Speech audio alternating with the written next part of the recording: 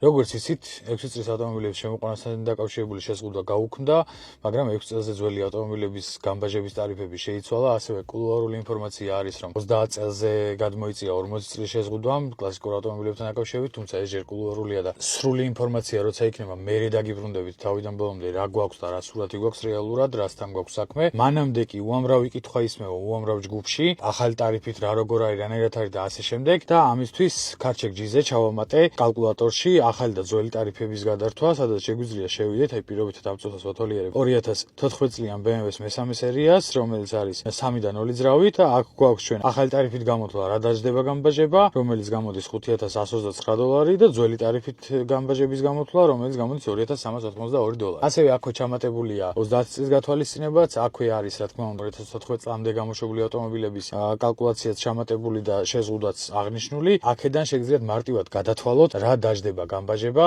და იმის მიხედვით იხელმძღვანელოთ.